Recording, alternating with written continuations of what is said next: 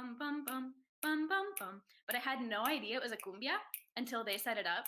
And they brought in one of our friends, Fernando, to play the congas, which you'll be able to hear in the recording. Yeah, I'll just sing a little bit of it. De indolencia y avaricia, entonces los lagos se tiñen y ellos mueren a la mala todos. La Pachamama no lleva trago. Bum, bum, bum, bum, bum, bum, bum. My name's Bethany Battafarano.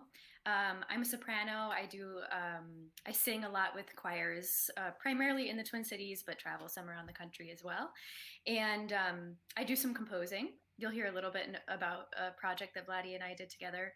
And in general, I do some research as well. I'm getting a degree in musicology, and I study essentially the appropriate representation through voice of different kinds of music and voice theory and how voice is related to race and to other concepts of identity representation. So I'm really interested in that, and I sing with Border Crossing. I'm a founding board member with Border Crossing, which kind of merges all those interests and loves of mine. So yeah. Bueno, me llamo Vladimir Garrido Biagetti, soy del norte de Chile, de la ciudad de Arica. Llevo viviendo aquí en Estados Unidos, en Minnesota, por más de 15 años. Soy músico y también bailarín de folclore latinoamericano. Así empecé creé un grupo con mi mamá. Mi mamá se llama María Biagetti, le dicen Nia. Empezamos un grupo que se llama Alma Andina, que ahora se transformó en un grupo más grande, un grupo de música de fiesta latina para bailar.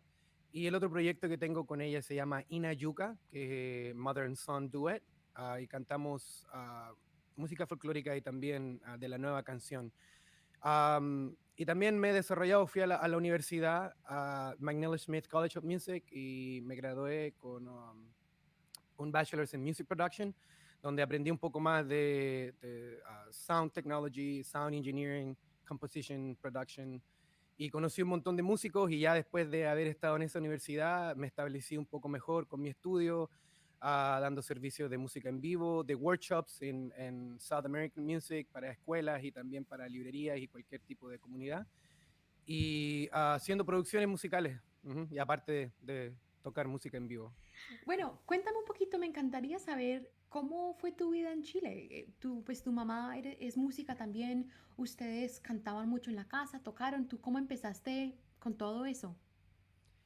Bueno, tengo recuerdos desde lo más atrás que puedo acordarme, de despertarme a las 1 de la mañana, 2 de la mañana, y escuchar toda la música y ir al living room, y ahí está un montón de gente, algunos tocando instrumentos, otros bailando, conversando. Entonces siempre el círculo de mi familia fueron músicos o bailarines, porque pertenecían a una agrupación de baile que se llamaba Norte Andino, donde bailaba música tradicional latinoamericana, y también tenían un grupo de música que tocaba la música en vivo para que ellos la bailaran. Ahí se conoció mi papá con mi mamá, se conocieron bailando. Varios tíos y tías que tengo también se conocieron ahí bailando en ese grupo. Y como Arica, la ciudad de donde vengo, no es tan grande, ah, todo el mundo se conoce, especialmente cuando estás en esos rubros. Y así crecí yo, escuchando, bailando. De niño bailé folclore. Ya después, cuando entré al high school, fue cuando empecé a tocar música, porque habían competencias de grupos folclóricos cuando era el aniversario del colegio. Entonces ahí fue que me acuerdo que una vez hubo una competencia y yo quise participar, y fui donde mi mamá y le pedí el bombo, porque ese es el instrumento que toca mi mamá, toca el bombo, percusión y canta.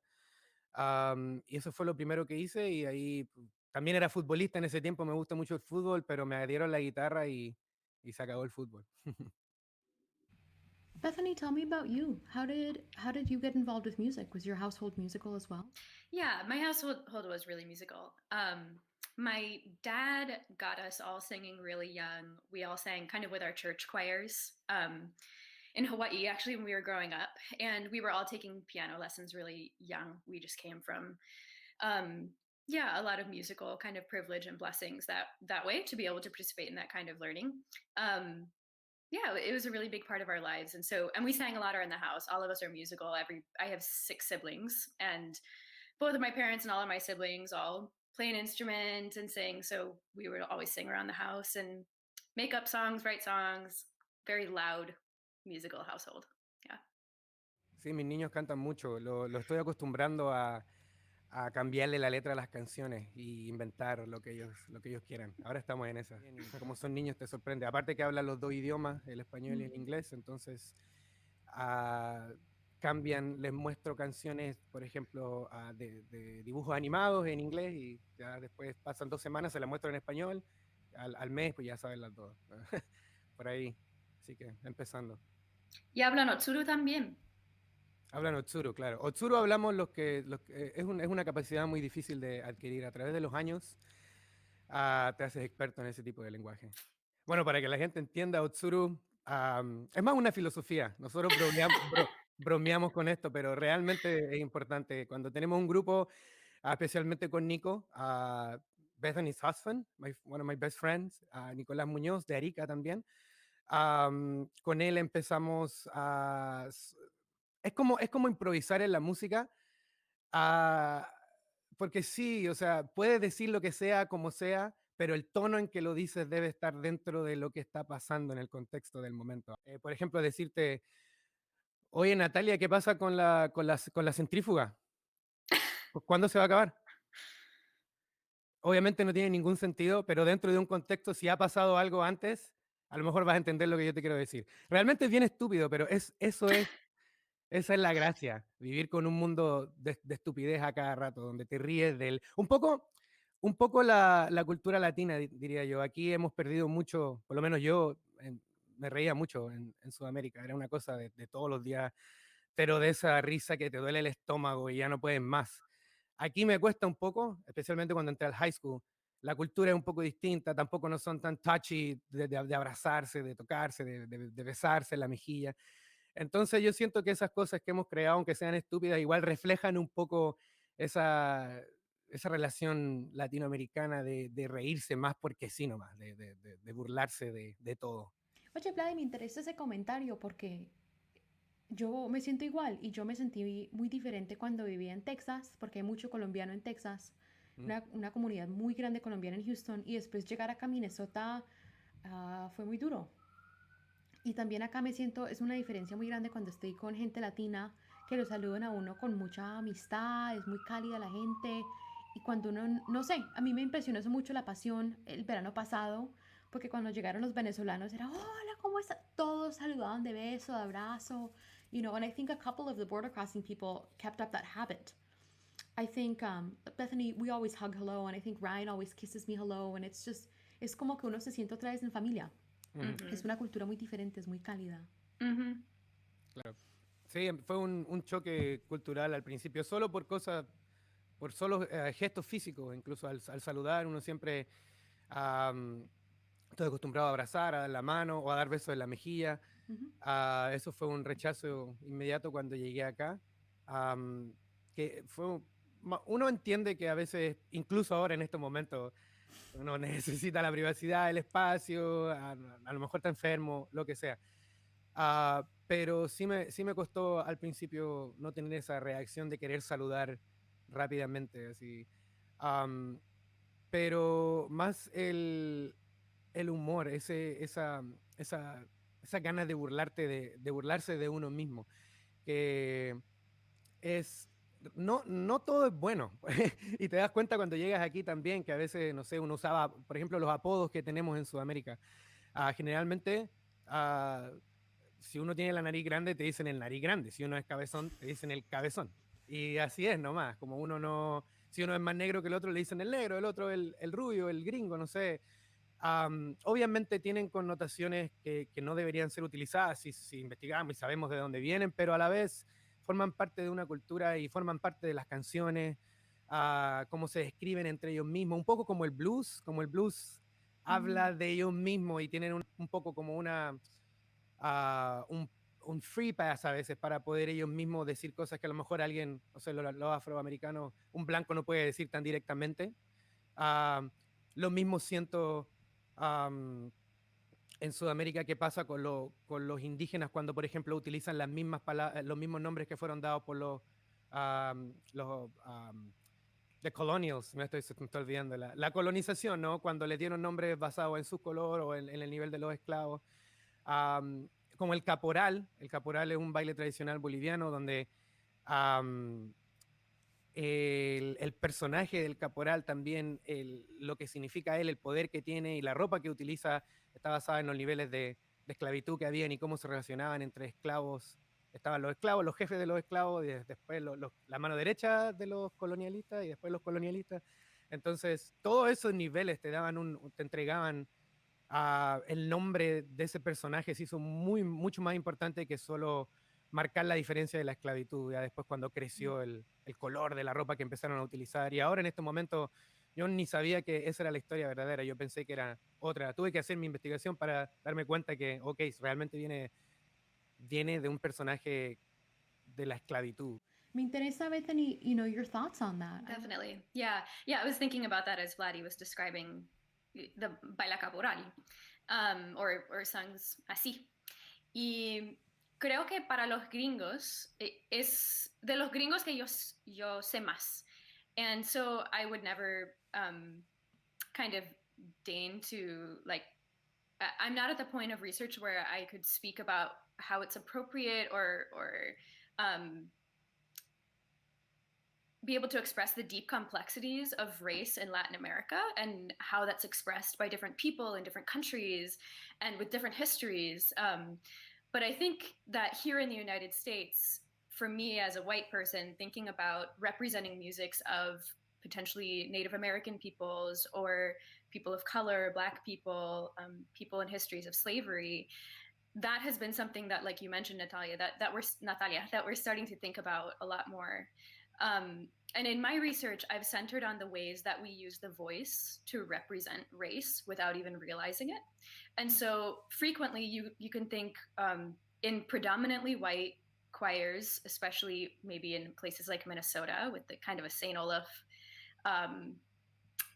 tradition of singing, kind of that Renaissance straight tone sound. We produce everything in that way with a very specific kind of soprano, a lean, straight tone sound that's really what we call pure. And it's basically based on a young boy, what they would sound singing that way at that point in time back in, the 17th century or the 16th century. And so, but then we transition into other styles, and it's tricky to think about, is it even appropriate for us to sing spirituals as predominantly white choirs, particularly if we're not informed or if we don't have partnerships with people who know about that music? And those are conversations that are really important conversations that are happening now. But I think we really have to think carefully if we do get the permission to do that, and if we do have those experiences where maybe we can think that might be appropriate, then how are we producing those sounds? Do we immediately start producing those sounds in a racialized way that we now think that's not a white sound anymore? It's maybe a Black sound. And that can be extremely problematic. So, for example, if you're singing a song from Mexico in maybe a Native American language called, Nahuatl, and for example, a song called Tlecantimo Choquilia is a song that we sing in border crossing. So, Tlecantimo Choquilia, mis placeres, mi afición, right?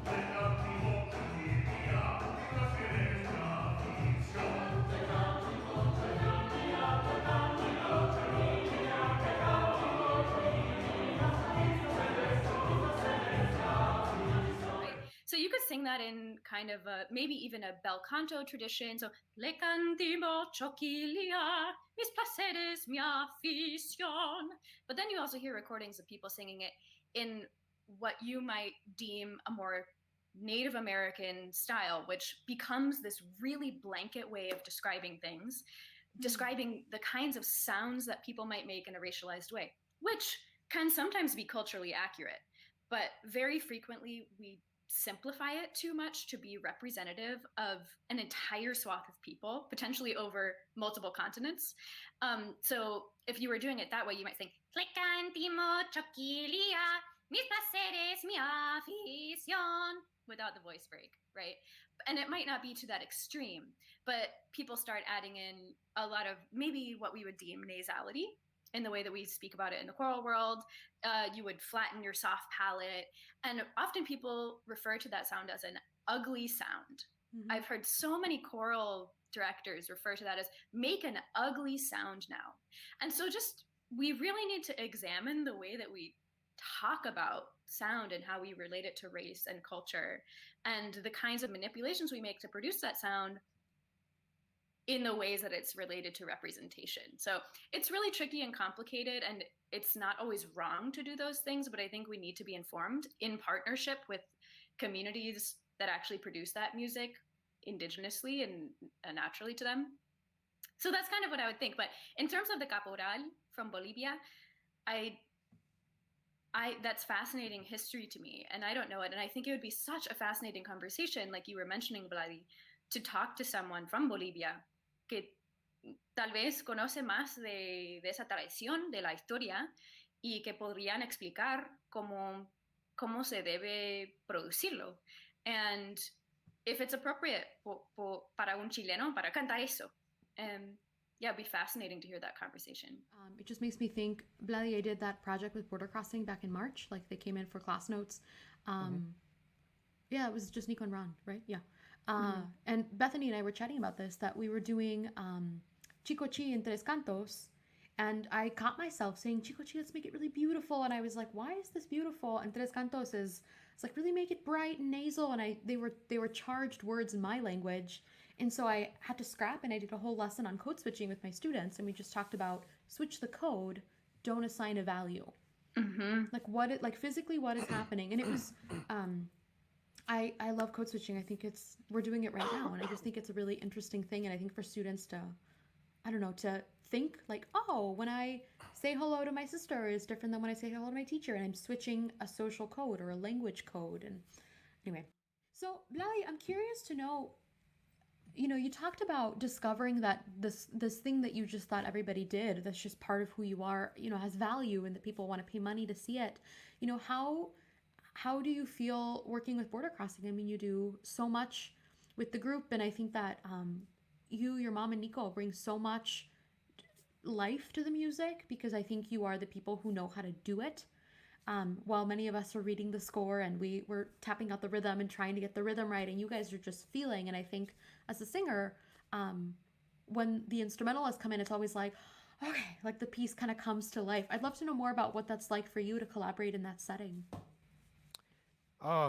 It's unique. It's wonderful when I'm in front of you guys, and I don't think I get, well, sometimes, when we're rehearsing, I can feel that, this part wasn't right, or you guys are reading, I'm not following this or whatever. But when we're actually performing, just like you said, when you wait for the instruments to come in and you feel like everything breathes, when you guys come in, I feel like we get wings. It's like we're like, and it's like we have a motor right behind us that is pushing everything forward. And it's a bunch of instruments, your vocal parts. It's like another quena to me. That's how I feel it. It's really powerful to feel. It's like a wall of sound that it's really detailed, right? It's not just in front of you. You can see all the deepness and everything, but it's powerful. And there's not a kick drum. And well, my mom sometimes with the bombo and the cajon, but that gives you some reverb, right? And it breathes a lot. It's not really a percussion part like Latin music, like danceable music has. It's more of the breathing of the earth, I feel, with the bombo. But yeah, no, it does feel sometimes like we would love to be there where you are in certain songs. Like, oh, I wish I could be part of that, more of what I'm doing, So I don't know, maybe I can relate. Maybe that's what you feel sometimes when you guys are singing and there's a stop, and then we come in with the charango and the zampoña, It's like maybe we want to trade places, and that's the beauty of it. We're actually doing it together, right? And it's like we can actually trade the feeling, and it's I love, I don't know if you've noticed this during El Mesías, like Messiah happens, and it's very lovely. It's very exciting, and like, but you can see some of the audience like sinking into their seat, and then like they all just kind of sit up and ba ba ba, and the choir just starts moving, and it's very funny.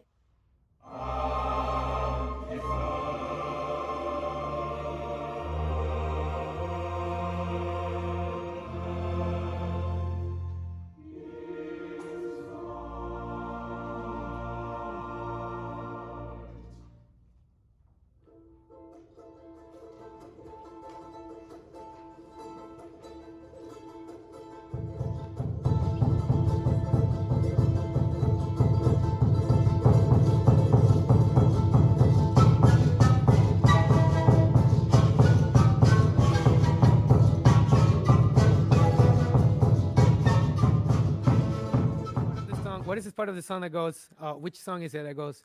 Da da da da da da da da da Mm. da da da da. Da, da, da, Uh huh.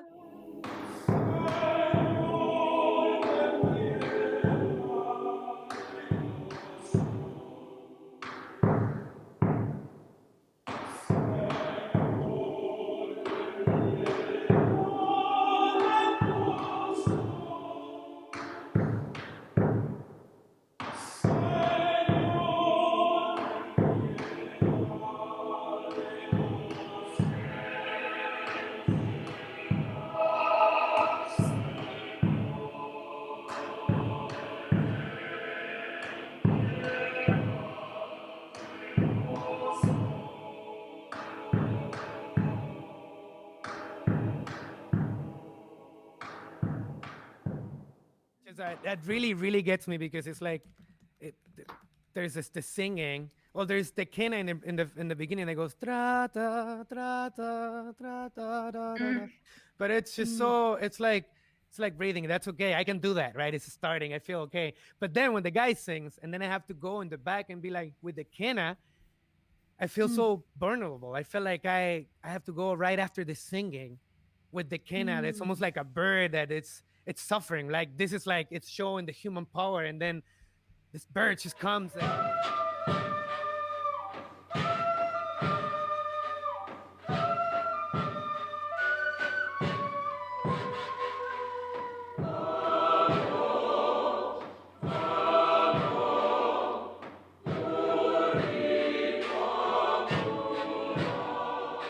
I love the way you just described that. It makes me really wish, and I love so much that we're able to have this conversation and that Natalia, like you had this idea and you're putting this together. It makes me wish we had the time to have these conversations Mm. during rehearsal, you know? And the reality is we're doing so many other things, but maybe I'm just making a note to myself that maybe that's something that I'm just going to take more time to ask about and to really think about and talk to Vladi and Nia and Nico about what does this feel like to you and what do you feel like your interaction is and what this means, because just hearing the way you described that, the humanity and then this bird that's suffering coming into it, I think that Oh, that having that imagery as part of what you're performing changes a lot about what a singer would feel doing that. I don't know. and mm, it's interesting you say that you feel that the singer has this big thing and then you have to come in because I think when the kena comes in, that's when my heart like breaks. I mean, for me, Mm-hmm. and la música Definitely. andina colombiana tiene instrumentos diferentes, so like that's not an instrument that when I think home, but I think South America, and every time I hear it, it's just it's heartbreaking. I mean, Mm-hmm. that's when it's like that piercing, and especially La Vida, when the instruments come in at the end, that final piece. Every single time, that's when I start to cry, just because it just is. The music is the singing is beautiful, but I think it's the instruments that come in that just give it that layer of like it's a haunting sound. And Mm-hmm. that's what I always look forward to, is just when the instruments come in and it's like we're here, we've arrived. Mm-hmm. Yeah, so back in 2016, Vladi and Nico and I, we got a theater commission to produce kind of a choral classical fusion with Latin American traditions broadly. And um, kind of the idea was with where Nico and Vladi's expertise was, especially at that point, and what I had mostly seen them perform was Andean music. Yeah, I don't know, Vladi, do you want to say anything about that, the beginning of it? it was really fun. It was almost and also right after working with Ahmed too, starting to kind of be in that feel, working with a lot of singers, and that was almost, yeah, that was really my first time of like actually having to not only learn the music but understand how it is to have like the other 50% of the project, right, waiting to add, change, complement, and having you as the boss, right, which we were really good friends, um, and the stuff you were doing right next to where I come from. So it was really unique. Hmm. Yeah, and I feel like that was such a big part of the learning process for me in that experience. Was I think when we applied, the idea wasn't for me to be the boss. And then that kind of happened just because one person kind of had to produce the first steps. I think that to get the music started, and it seemed like starting from that choral place with the melodies was maybe the place that some of that happened. But then just thinking about the huge transformation that, like, I would bring you material that was mostly just vocal choral Mm. material and harmonies, and then you would completely transform it, you and Nico, with the instrumentation. And thinking about, like, I remember specifically several times you'd be listening to it and then you'd start kind of tapping out a rhythm or playing out a rhythm on the bombo, and would say like, "Oh, this is a caporal," or "This is a cumbia," and you would just immediately know what genre you would assign to that, and like all the historical and cultural connotations that came along with that, where that stuff hadn't even crossed my mind in most cases. Yeah, I don't know. Do you remember that process of like kind of receiving music from me and then translating it?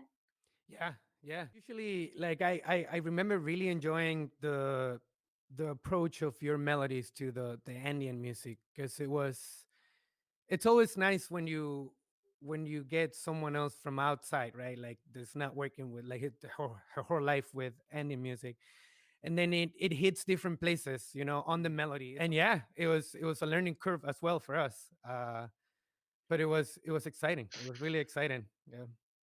How did you balance that line of we're being creative together, we're exploring, this is happening live, you're watching musicians collaborating, and working with singers who maybe might not be used to working with that kind of mindset or that kind of process? From the beginning, I was really conscious of that. So I'd been singing professionally for a couple years by that point with all of the singers that I chose. So just to list them off, the singers were Clara Ozowski, Linda Kachelmeyer, Kim Suyoka, and Liz Widnagel.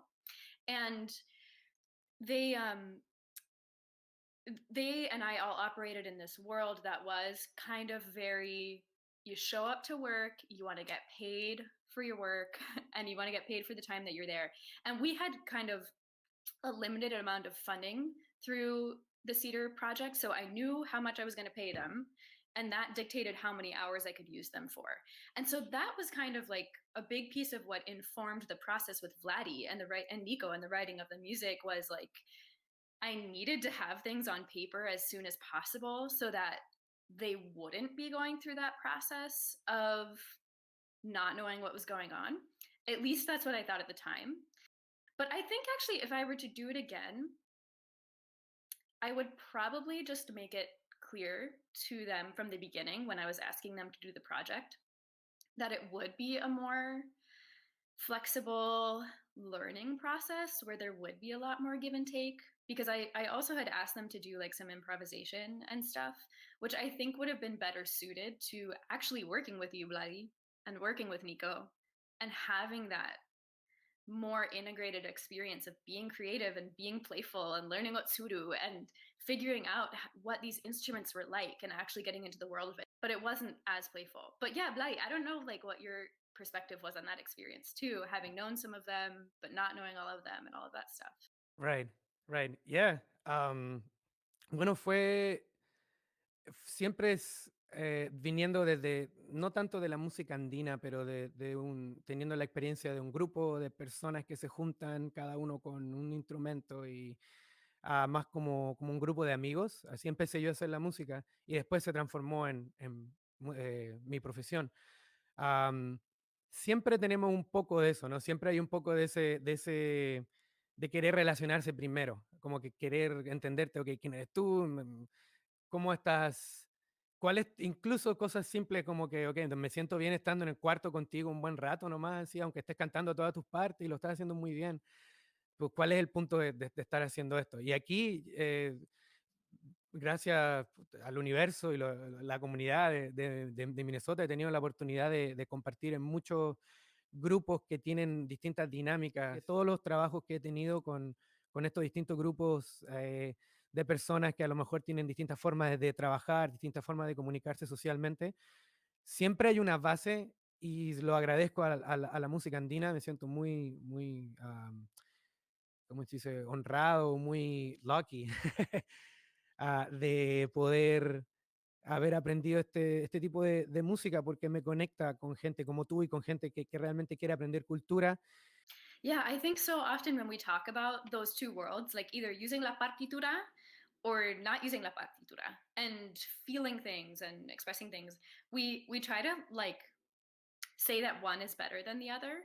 And I think that my typical reaction is to say we should use less partitura and we should use more let's feel this, let's get into it. But I wonder if there's like what you just described was a really fascinating way of thinking about the merits of both systems and how they can blend together and how you can learn from people doing both. And I wonder, like, I mean, you're really fluent in both systems. You're really fluent in using a score or in not, and in expressing music in a different way.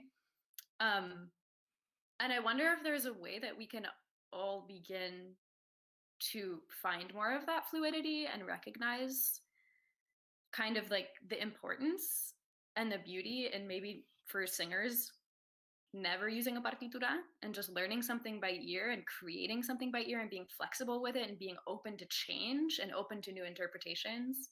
And yeah, I don't know. I love the way you phrase that because I was just going to ask about our work together with border crossing, but I think about, Vlady, the music that you do with Inayuka, some of it I know, like Nueva Canción, and I think I know because I learned from my dad or my mom, and I've never seen the score. Like, nunca he visto una partitura, es música que you just learn because you hear it. Um, and part of me, as like a literate musician, is like, I want to write all this stuff down because what happens when we stop singing this music, and people aren't singing it? I want to notate it for like posterity's sake and for safekeeping. But then I think this music is it meant to be notated, or is it meant to be sung, father to daughter, mother to son? Mm, And that's how we diffuse that music. And sure, it's good to write, but um, every version is slightly different. right, right. I, Well, I know, I love that. I always look up to Violeta Parra when I think Mm. about how to keep music going. And she was way ahead of her time. And she actually went everywhere and learned the music with her guitar and listened to the elders and kept moving all along Chile. And then went to the capital and wanted to record it, right? Because she knew that that wasn't enough for the people that was at that time. That's what she was so ahead of her time. And it just shows you, I don't know, like there's whatever is needed, whatever it takes, I feel like, to keep this music going, it needs to be done. Mm. I will be careful sometimes when it comes to how do you maybe how that can change the essence of the music, right? Maybe if you really want to put it together on a stage and this is what you learn, but you really like that, so you want to do it your way, right? um, I feel like it's really there's a really fine line between what's right and what's not right there, especially like coming from South America. When I got here, you're so proud of your culture, right? Your dances, your music, your food, your the place you come from, really, more than I mean, I know we're proud of being Chilean or Colombian, but even if you think about even before those countries existed, that's what we're really proud of, like the food that came, the indigenous people that were there. Colonization, of course, happening, and there's a lot of beautiful things with the mix, even with the religion mixing with the indigenous cultures. Mm. There was a lot of killing, and yes, a lot of um, sabotage, and like all the bad things that we know that happen. But at the same time, the construction of instruments, this the even the segregation of Mary, like Mother Mary and what she represents on different parts of South America, that gave birth to a whole different culture. There's not even, I mean, it is religious, but if you see it and you're there, you don't need to know anything about religion, and you're gonna enjoy everything that's there. like all the food, all the dances, all of the ways they show you what bad and good is. You know, the devil, it's one of the biggest characters in South America, in Bolivia, in the north part of Chile, and it's as important as the angels, right? And sometimes it's even more important because it's what takes over, and then this always comes back to the light, right? But during this time is when things happen, and then you go back to normal, right? So this, it's a representation of good and bad. So my point is, it gives you a lot of identity, right? And you want to keep that, and you want to show your difference from the town that's right next to you. That just that's dance is the same, but they use green and I use white or yellow, right? And then you get here, and it's like, oh, I got this. I realize that I got this, and like people look at me like I'm this special thing or something, and like, and I can even use it, you know. And I didn't even know that I could use it as a profession, and that people was interested in, and that that it had value, right? Because everyone does it there. Everyone, you know, you can't really make a life. You just do it because you love it, and you can get to travel the world and get to know everything. But you're not gonna make a lot of money, really, right? You're just gonna get to know the world, and you're always gonna have it's always gonna be like a really professional hobby that you do.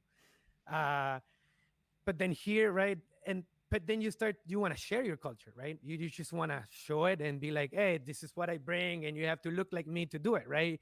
Because then you start feeling like you're not there anymore, right? And so you're here. So it becomes this thing that you also become part of what people are here already, right? You're trying to keep it going, but you're not there. And I'm being influenced by all of this stuff. So my sound is changing. And then that's where you realize how important it is to keep your culture and be proud of whatever you want to be proud of. The final portion of our interview is the song share. These song shares are drawn from our community sings, something we do during the year with our community, and it's a chance for people to come together and make music. I'm really excited about this one because Bethany and Vladimir are both wonderful composers and will be sharing original pieces with you today. Enjoy. Bueno, esta canción se llama Como a los títeres y es una de las canciones que voy a presentar a fin de año en un disco que voy a sacar de canciones originales.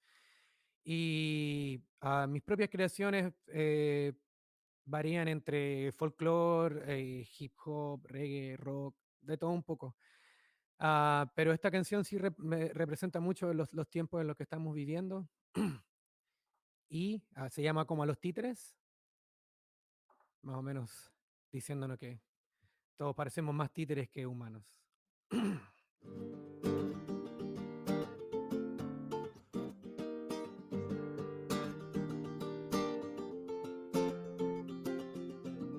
Todo el tiempo y una vida esperando que llegara el amor. 12 años y una deuda pa' mi educación. No sé si fue un error. Dijo mi psiquiatra que tenía depresión. La muerte prescribió, pero es solo una lágrima la que me entrega Dios.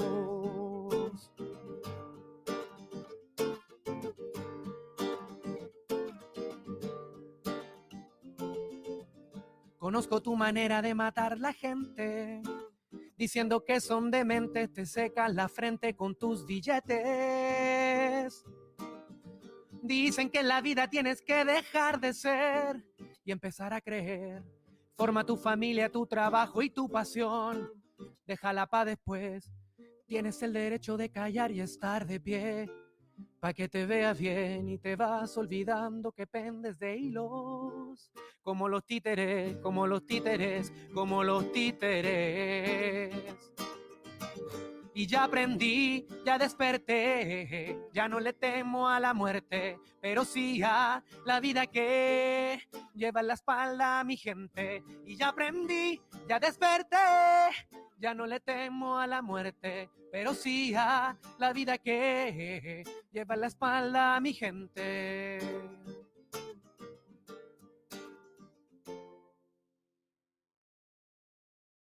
So this individual piece from the 6 that were in Oda La Paz is called La Pachamama no lleva trago. And it was taken from some poetry by a friend I have down in Peru who I worked with, Elmut Heri Pavon. And basically it's about how La Pachamama, or Mother Earth, isn't able to provide resources anymore because of all the damage that we've done to the earth. And so it's really a song about climate change and environmentalism and supporting the earth.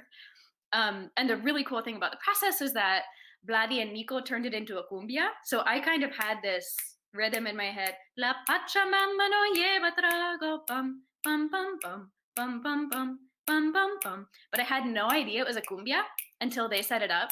And they brought in one of our friends, Fernando, to play the congas, which you'll be able to hear in the recording. Yeah, I'll just sing a little bit of it. La Pachamama no lleva trago, bum, bum, bum, bum. Bum, bum, bum. So it was really fun. We all danced. I taught all the singers kind of the two-step to go back and forth, as singers would often do on stage with a cumbia.